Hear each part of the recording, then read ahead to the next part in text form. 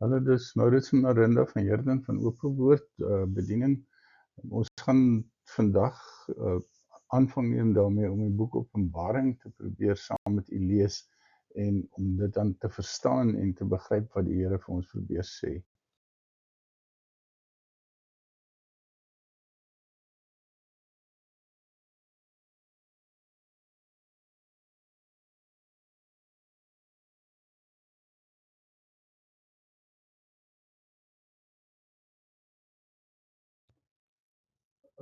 Vir ieder en elke voorlesing gebruik ons verkieslik die 1933, 1953 Afrikaanse vertaling, as ook die King James vertaling met die Strong's verwysingsnommers.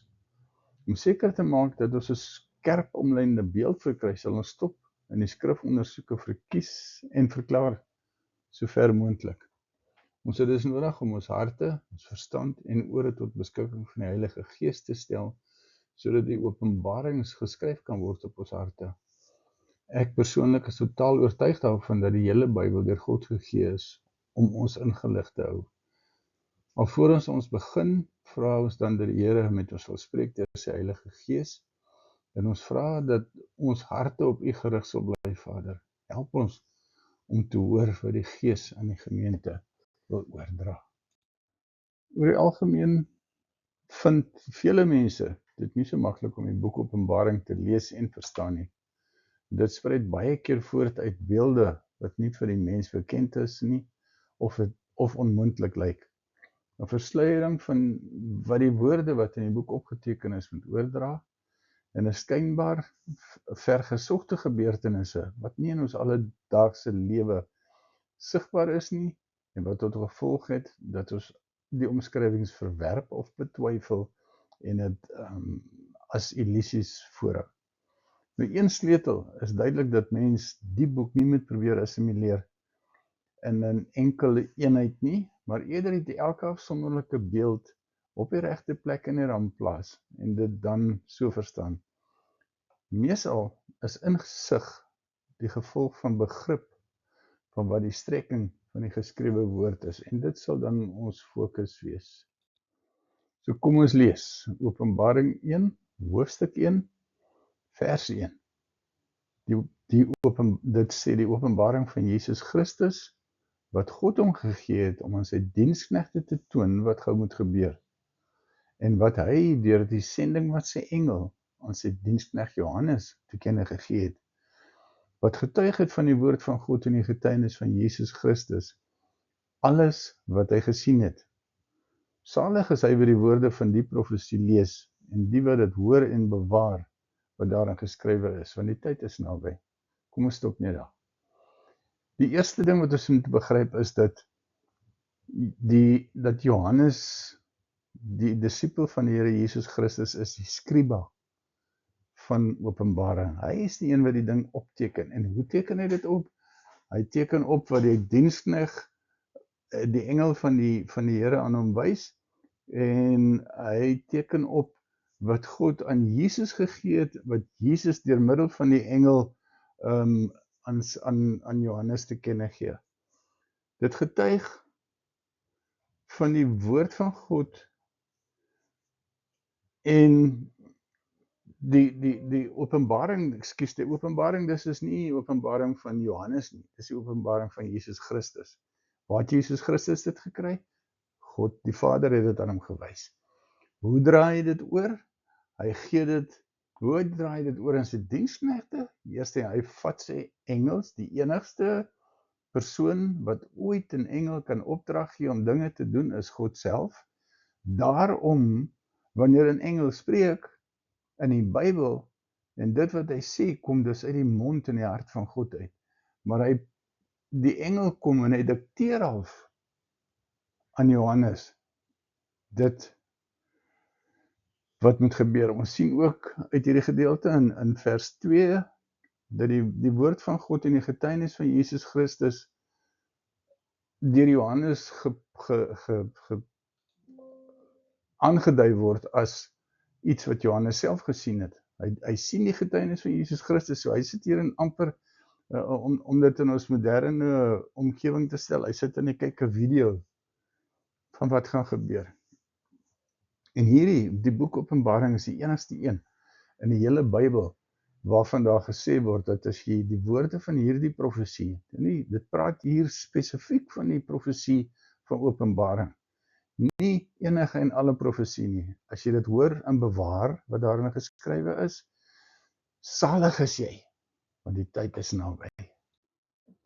Openbaring 1 vers 4, Johannes aan die 7 gemeentes in Asië, genade vir julle en vrede van hom wat is en wat was en wat kom, God die Vader met ander woorde, en van die 7 geeste wat voor sy troon is, die Heilige Gees in sy 7 dimensies met ander woorde, en Jesus Christus, die getroue getuie, die 3 eenheid van is daar. So, die genade en die vrede, wense kom van hulle af. Hy is die eerstgeborene uit die dode, owerste oor die konings van die aarde, alreeds kyk hierso. Dit is Johannes wat hierdie brief skryf seker omtrent 2000, amper 2000 jaar terug, en toe sê hy al Jesus is al reeds owerste oor die konings van die aarde. Hy het ons lief gehad en ons van ons sondes gewas in sy bloed. En hy het ons gemaak konings en priesters vir sy God en Vader.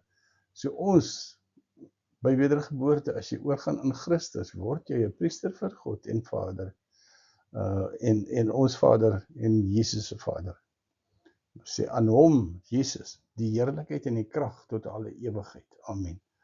Kyk, hy kom in die wolke, en elke oog sal hom sien. Ook hulle wat hom deursteek het, en al die geslagte van die aarde, sal oor hom rou bedryf. Ja, amen.